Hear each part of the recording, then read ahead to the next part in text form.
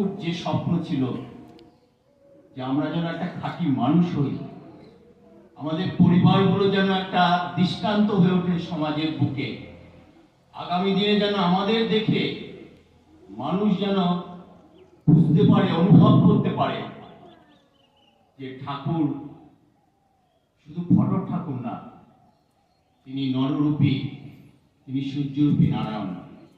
তাই আমরা বহু জন্মের স্বীকৃতির ফলে, তপস্যার ফলে আমরা শ্রী ঠাকুরকে তার শ্রীচরণে আমরা আশ্রয় পেয়েছি।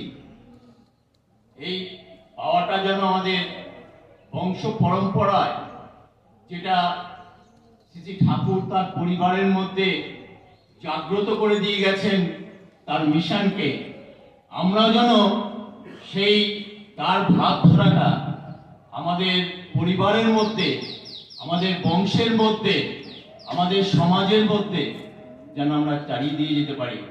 আমরা যেন সেই সাধনা, সেই স্বপ্ন আমরা যেন আজকের দিনে আমরা এই শপথ নিই যে আমরা 30% কমপ্লিট করে আমরা যেন আচার্যদেবের কাছে গিয়ে নিবেদন করতে পারি, তার মুখে হাসি ফোটাতে পারি।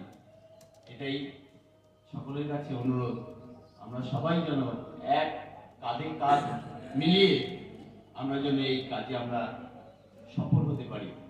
এবং একটা মানুষ, ঠাকুর বলেছিলেন যে যেদিন পরম পিতাকে মানুষ আশ্রয় পেল, যেদিন আমরা ঠাকুরের দীক্ষা সৎনাম পেয়েছি, সেই দিনই কিন্তু আমরা যাজক। সেই দিন ঠাকুর আমাকে সমস্ত দায় দায়িত্ব দিয়েছেন। আমরা যারা যাজক বা ঋত্বিক, এটা কিন্তু আমরা আলাদা কোনো একটা আমাদের স্ট্যান্ড না, আমরা সবাই ঠাকুরের।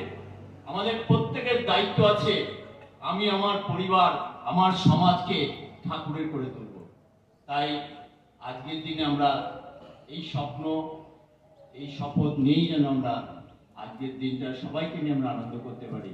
আমি এই বলে এই এখানের বর্তমান এখানে যারা আছেন, এই পরিবেশে যারা আছেন, সবার শ্রী ঠাকুরের শ্রীচরণে মঙ্গল প্রার্থনা করে আমি এখানে শেষ করছি। জয় গুরু।